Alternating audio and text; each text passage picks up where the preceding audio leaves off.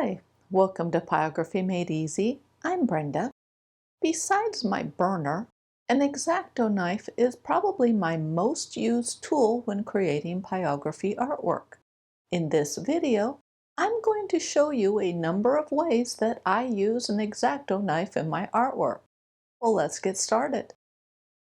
One of my most common uses of an X-acto knife is creating a highlight or restoring a highlight.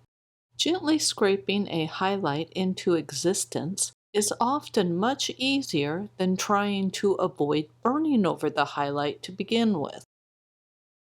I like to use the small tip of a sharp knife to create wispy hairs. Even though the wispy hairs are subtle, I think they really help add to the realism of artwork. Creating pale or white whiskers is another useful application for an X-acto knife. First, I burn the whiskers to a dark color.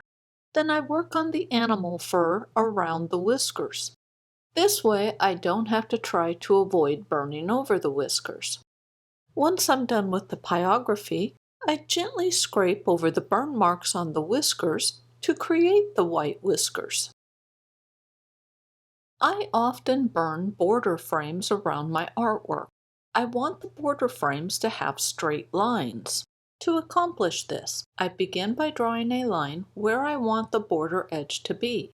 Then I use a metal straight edge and cut along that pencil line with an X-acto knife.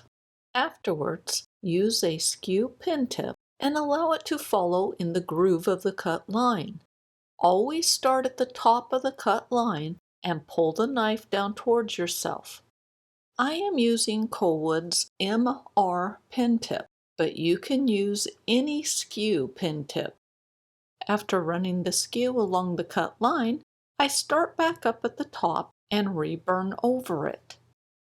This time I angle the nib slightly to create a wide channel next to the cut line. Once that is done, I switch to a shader and allow the nib to burn along that channel. Fixing a small mistake is another common use I have for an X-acto knife. With this bird, I gently scrape away where I burned past the edge of the beak. Another example is this vine. I wanted it to appear in front of the tree trunk, but I accidentally burned over it. To fix that, I just scrape away the color on the tree trunk where I want that vine to be. Here's the before and after. Creating thin branches and twigs on a moonlit tree is another use for an X-acto knife. Sometimes I'm restoring twigs I burned over, but other times I'm creating new ones. I've used this technique to create fine blades of grass, but I couldn't find the video for that.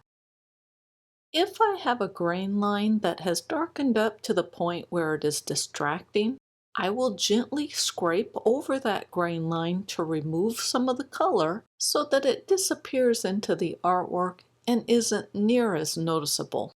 Here's a before and after. My last example is a rough fabric or rough texture. This is created by cutting a series of parallel lines in one direction.